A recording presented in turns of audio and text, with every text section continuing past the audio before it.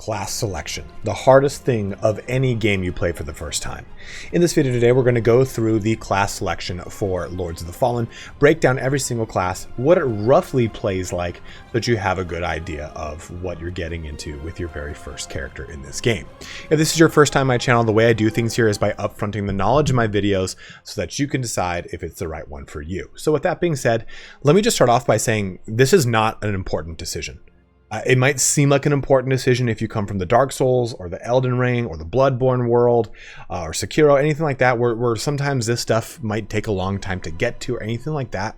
But by and large, anything that you see, a Dark Crusader aside, because it's part of the deluxe edition or you had to have spent $7 to have it, all this stuff, all these armor pieces, all these items, you get them very quickly as soon as you get to the first hub in the game, which is maybe an hour into the gameplay. So don't get analysis paralysis jumping into this. Just really look at roughly the stats you want, and maybe don't even think about the armor so much. Maybe just kind of think of roughly the playstyle you have in mind for your character. If you want to play a strength build and not really worry about casting, the Warwolf is going to be for you. If you want to play kind of a quality build, the Mournstead Infantry kind of fits more in my eyes along the lines of a quality build. The Partisan is kind of geared towards what a quality build is, and if you've never played a Soulsborne game, quality build means that it falls in between strength and agility. I find the Mournstead Infantry to be better overall because I like the spear. It's better, especially if you're new to the game for the very first time. It's a really good solid choice. I think that this is probably the best kind of come all. You don't really know what you want to do with the game yet, go here. If you want to play obviously a Radiance caster, go with the Preacher, or an Inferno caster, go with the Pyric Cultist.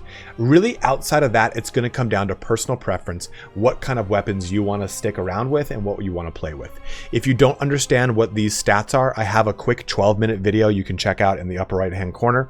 But other than that, that's all there is to know about this process. That's everything that I'm going to cover in this video. You can respec your character, so don't feel like you're locked in. And besides, since your baseline is kind of 8, for the most part, everything's going to have 4 to 6 points invested in any one of these stats outside of 8. So you're really not that far off from, say, hey, you know what? I started off as the Warwolf, and I decided I really want to go heavy into agility instead. It's just as fine to just start putting points into agility. You're not so far down one path that you cannot go to another. So hopefully that breaks some of the analysis paralysis for you and it answers some of the early questions. If that's all you wanted to know, please feel free to just go ahead and shut the video down. Before you do, don't forget to like, comment, and or subscribe. Each one of those things does truly help me out in a huge way. Right now I have 89% unsubscribed viewer base, so I'm trying to change that number here by the end of the year.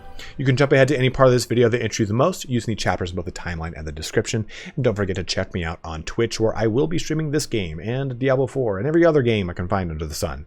But let's get started here on the class selection, or what is the best class in the Lords of the Fallen.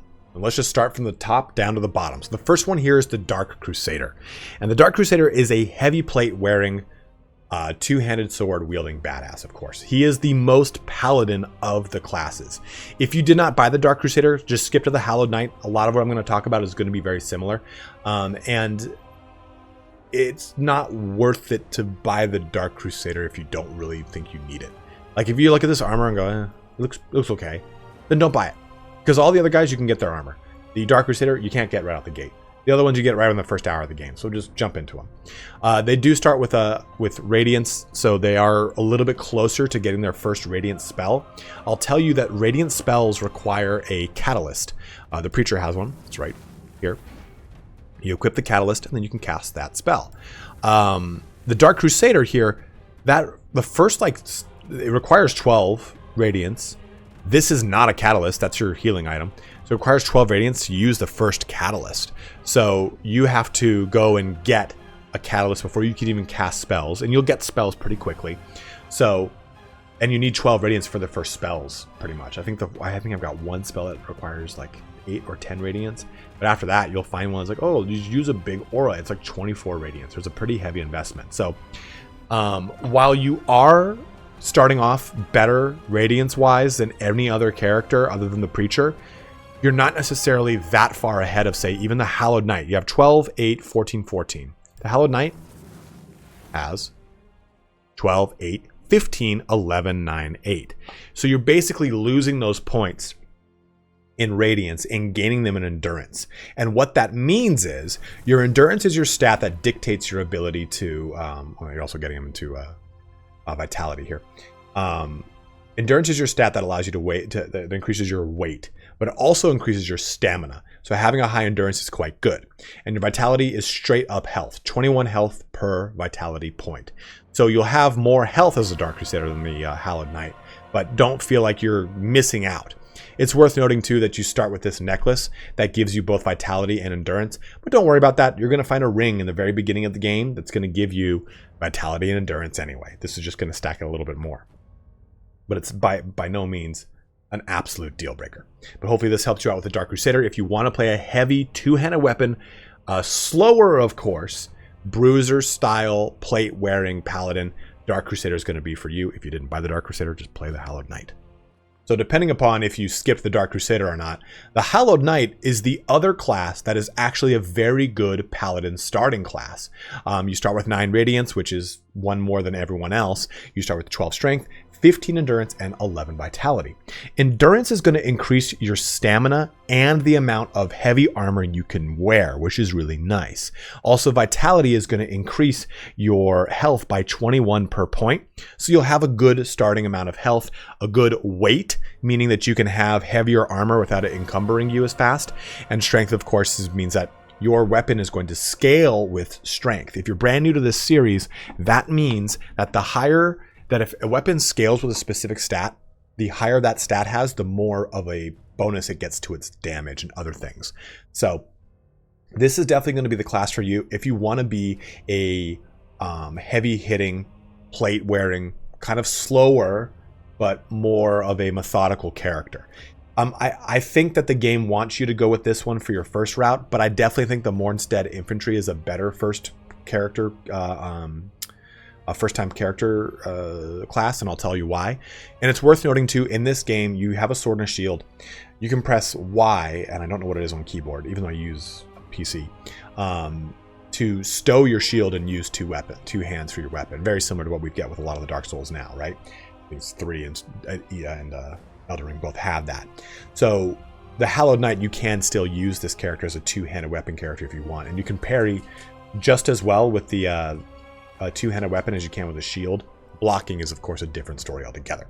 But that is our Hallowed Knight, a paladin, a bruiser up close and personal, kind of a slower, more cumbersome build, but definitely one that is more strength-focused and sustainability. The Warwolf. So this is definitely more of like a berserker-style character. It's a strength build, meaning that it focuses on the strength attribute.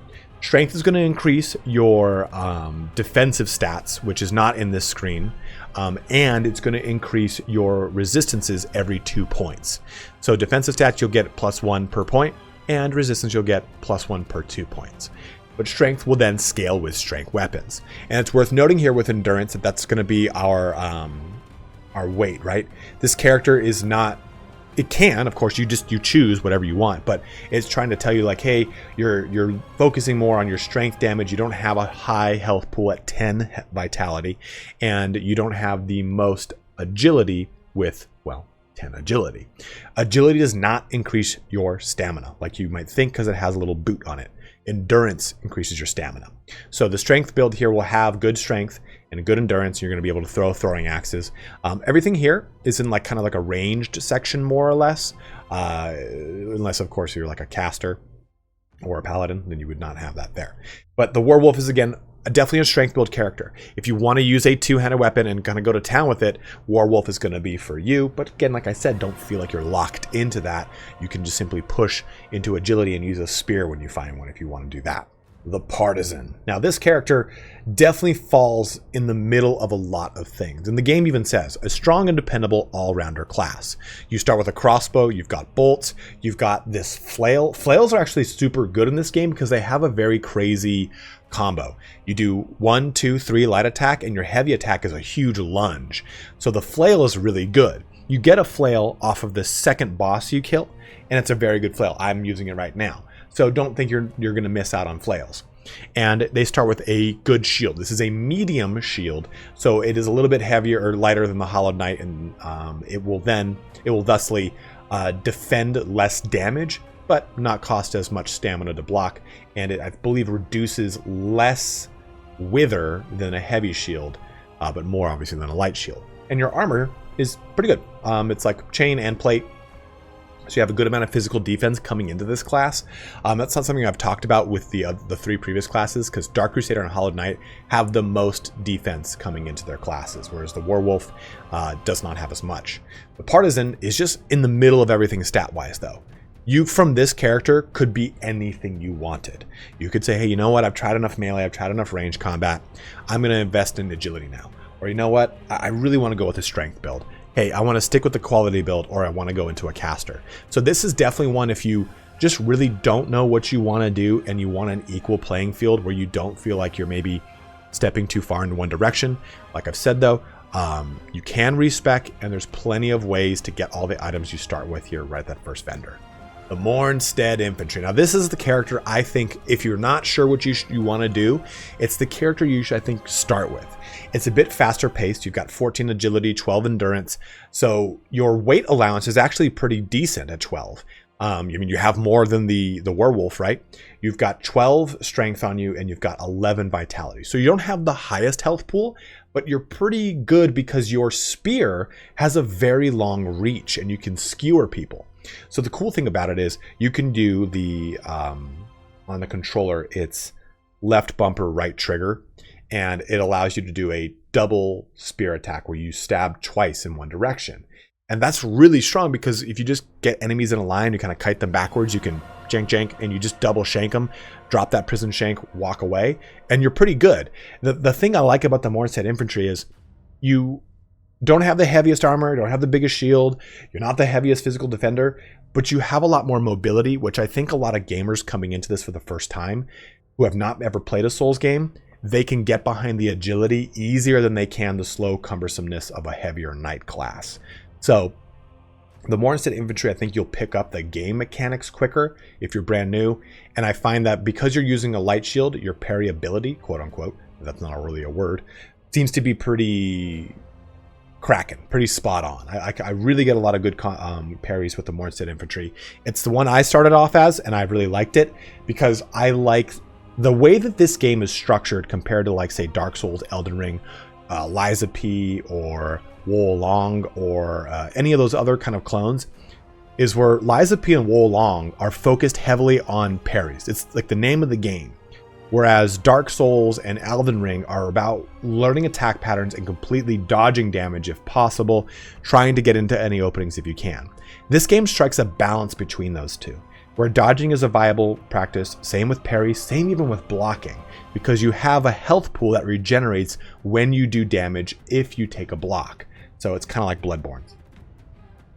That was all a lot of information and kind of confusing, but still my point is that Mournstead Infantry, I think, plays to the strengths of what makes this game different from the other Soulsborns, in that you need to dodge, but you also need to learn how to parry and block in equal footing if you're going to be a melee class, and I think this one just does it the best. The Blackfeather Ranger is another one that kind of falls on that more agility build side, like the Mournstead Infantry, but you take a little bit of your survivability away. Your endurance goes down, your vitality goes down, your agility goes up, and your strength goes down. And your armor's not as really amazing, it's not very defensive. You do have a longbow, which can be nice, but what I've found in this game is ranged attacks are good, and they can be very strong, but at the same time, the things that you really want to kill don't really take enough range damage. And since ammo is not like it is in, like, say, like a Dark Souls game where you're like, oh, I've got 40 arrows, I'll go to town. No, your ammo is set. It has like a set little gauge, and that replenishes every time you rest or you get something to replenish it. So that's my dog just going to town on a squeak toy, and I can't find him to remove it from him. But I find that ends up kind of making ranged feel more of a secondary thing, no matter what. And your weapon is fast but short.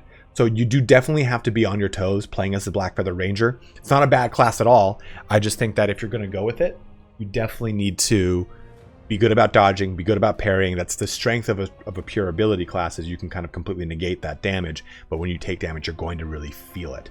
So just kind of be mindful of that with the Ranger. The Exiled Stalker is, as the game states, an advanced class. A challenging class to master, but also a lethally effective one. You've got throwing knives, and this is the only class that starts dual wielding. You can dual wield with every single class in the game, just get the weapons and you can do it. But if the Warwolf is your strength build, this is your pure ability build. Or I'm sorry, agility build. You have 9 strength, 16 agility, 11 endurance, 11 vitality. So your health pool is no better than the Blackfeather Ranger. Your endurance is 11, so you can't wear a lot, and that's not the name of the game for this. This is all about maneuverability, getting around the battlefield. This isn't Total War. Getting around the target to try to do the damage you need to do. Trying to get your backstabs on. I will say with dual wielding, it's a high risk, high reward. Your attacks will be very quick. You can still parry with dual wielding too, which is really cool. But it can lock you into some animations that can be very deadly.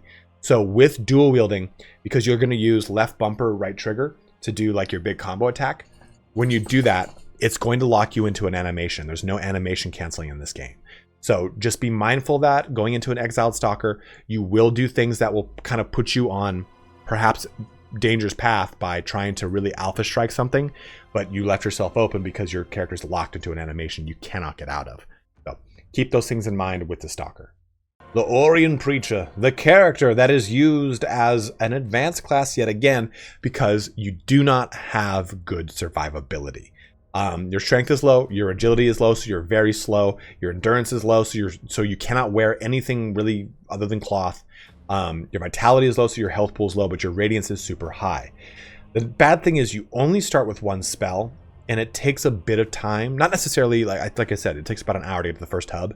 But it's going to be harder for you. You really have to be on top of your game to make sure that you live through killing things, because sure, you've got your shield, you've got your hammer, and you can do one or the other. You can two-handed this or one-hand that, and your spell is a ranged spell, so it will be effective, but things will close the distance on you, especially when you get set into the spirit realm where you just don't have a choice. I mean, things might spawn behind you, whatever it is. It's a game you definitely have to have a lot of situational awareness, very similar to the Exiled Stalker. I would not recommend this as your first time playing. And just as the Preacher is an advanced class, so is the Cultist, because you are trading everything that the Preacher traded for Inferno rather than Radiance. But even moreover, you have 2 less vitality, and you don't have a shield, and you just have a staff. So you're gonna have a stronger ranged attack, which is good, but you are definitely gonna struggle up until that first boss, or that first the first boss could be rough, but even that first hub where you can buy items to kind of kit this out a little bit differently. Do you want to be like a Dark Knight that uses Inferno spells and Sword and Shield? You're better off starting as a Hallowed Knight and investing points into Inferno rather than starting here and going back, because this is going to be one that's going to really test you, since you're just using a staff and you have no defensive capability with a shield or anything of the sort. I don't want to discourage you though, so if you want to try it, please definitely try it. I think you'll have a lot of fun, and it will be difficult, but you have to enjoy the difficulty of these types of games to enjoy the difficulty of this class, in my opinion. If this is your first time getting into this type of game, play any one of the non-advanced classes first, because then you will be like, oh, this game's not stupid. If you're used to like a Dark Souls game, this might be okay for you. You might enjoy this. Last but not least is the Condemned. So this character doesn't start with anything other than a bucket and throwing stones. So it's hard until you get to the first set of merchants, and then you just buy whatever you want.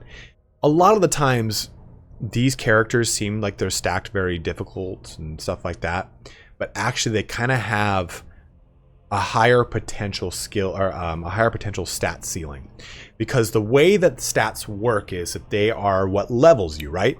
So let's just say I look at this character 1, 2, 3, 4, 5, 6. He's level 6 because he's got 1 point to all of these with 8 as your baseline. Whereas the other one, let's just look at the Hallowed Knight. He is 1, 2, 3, 4. 4 plus 4, 8 plus an additional 7. So his overall level is 15. So he has higher levels invested into him. The Condemned has less. So what that means is the cost per point for all of your stats is lower throughout the majority of the game than any other character that had a higher corresponding stat. Translation: I want to play a strength build. Well, I want to go just say solely into strength, and I'm playing Condemned. My cost per point of strength is lower than that of a Warwolf because my cost started at 9 versus 16. The Warwolf's investment, he already has 7 extra points into it. So he has to start at what the cost would be to go from 16 to 17. I start at what the cost would be to go from 9 to 10. So it all balances out, right? Because when I get to 16, it's going to cost the same amount to go from 16 to 17 as it did the Warwolf. This just allows you to kind of self-build out and cater the character if you really want to go down this route. This is for the min-maxers. This is for the person that just rocks playing these games. Dude, I'm sure Fighting Cowboy did something like this. That guy knows fucking everything about the Soulsborne series. If you don't know who that is, please go check out Fighting Cowboy. He has the best videos on any game of this genre. He just has the most in-depth ones. You can definitely check him out. But those are all of your classes. Hopefully that gives you a better idea of which one to start with. And like I said, there's really no wrong choice. You're just going to go with a class that just has a little bit of a different feel than the other ones, but you can just as easily pivot into that feel if you just do with a little bit of investment. Those points are not far enough away from each other that you can't just simply go, you know what, I started as a Partisan, but I want to just go heavy into strength. It's just an easy investment of, okay, well, I have 13 strength. That's only 3 more strength to match this level of strength. Don't look at these and go, I don't know which one to choose. What about the armor? What about the weapons? You can all buy them right at the very first vendors. They're all right there. Maybe 1 or 2 of these I'm wrong on, but for the most part, you're going to be able to find all this gear within the first handful of hours in the game anyway. So don't get stuck on anything as you're jumping through to make your first character in Lords of the Fallen. But as always, guys, thank you so much for watching here today. If you have any questions, go ahead and let me know below. But I am here to help you out if I can. But have a good one and take care.